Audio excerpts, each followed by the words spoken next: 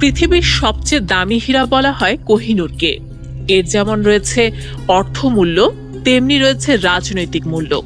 বিশ্বের সবচেয়ে বিখ্যাত ও প্রাচীন এই হীরাটি বিতর্কিত ও আলোচিতও বটে, যা কিনা আজ পর্যন্ত কোথাও বিক্রি হয়নি কিংবা কোনো নিলামে ওঠেনি।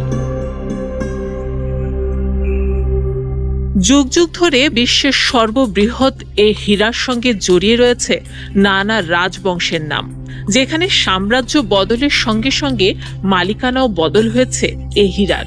ফলে এটি কখনো শোভা পেয়েছে মুঘল দরবারে, কখনো ইরানি যোদ্ধাদের হাতে, আবার কখনো সমৃদ্ধ করেছে আফগান শাসক কিংবা পাঞ্জাবি মহারাজাদের।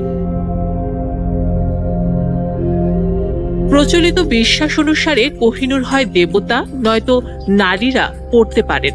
ইতিহাসে দেখা গিয়েছে যতবারই কোনো পুরুষ কোহিনূর ধারণ করেছেন ততবারই দুর্ভাগ্য নেমে এসেছে তার জীবনে। এই হীরাটি যখন রানী ভিক্টোরিয়ার মালিকানাধীনে ছিল তখন তিনি ঘোষণা করেন ইংল্যান্ডের কোনো রাজা এটি ব্যবহার করতে পারবে না, শুধুমাত্র রাজার স্ত্রী বা কোনো নারী এই হীরা ব্যবহার করতে পারবেন।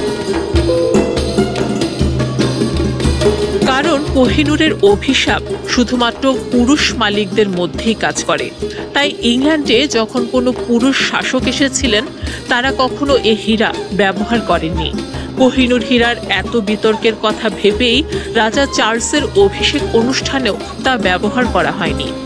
বর্তমানে দ্বিতীয় এলিজাবেথের মৃত্যুর পর চার্লসের দ্বিতীয় স্ত্রী ক্যামিলিয়া পার্কার এই হীরাটির অধিকারী হয়েছেন।